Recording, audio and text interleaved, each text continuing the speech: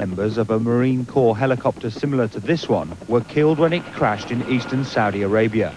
It brings the total of US deaths in Operation Desert Storm to 30, fewer than half of them in combat. When the ground offensive comes, it will involve large numbers of troops moved by air. US Marines expect to be taken in some cases behind enemy lines. The assault will not be easy. The Iraqi defenses are formidable. We know that it will take all the training and the expertise and the professionalism that we have to in fact penetrate and breach those defenses. It will be one of the toughest things that we have done in the past 50 years, without a doubt. The discovery on captured Iraqi sailors of night-sighting equipment comparable to that of the coalition forces, and Foreign Secretary Douglas Hurd's remark that chemical weapons could well be used in the ground war, reinforce soldiers' caution.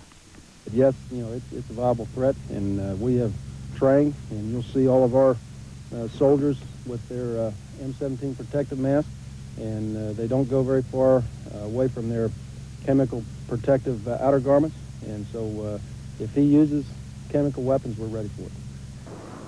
Until the ground war starts, round-the-clock bombing of Iraqi positions is continuing.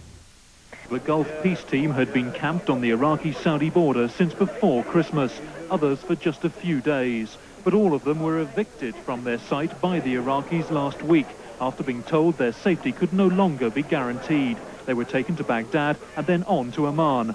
Even so, the peace protesters feel they did achieve their objective.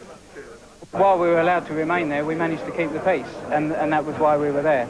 We met the Iraqi people, we met the Jordanian people, we met Saudi people. They don't want the war. The people out there don't want the war. The people back here don't want the war. Others described seeing damage to civilian areas and vehicles inside Iraq.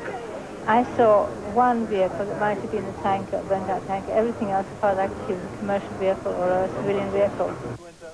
Among the group's luggage were these metal fragments, which they claim are the remains of a cruise missile that exploded near their hotel in Baghdad. Also with the group, this American doctor of philosophy, who's been fasting for 17 days. She plans to continue her anti-war protest outside the White House. I'm fasting until the killing stops, and I pray it'll be very, very soon. The Gulf Peace Team is planning to set up more peace camps in the Gulf shortly.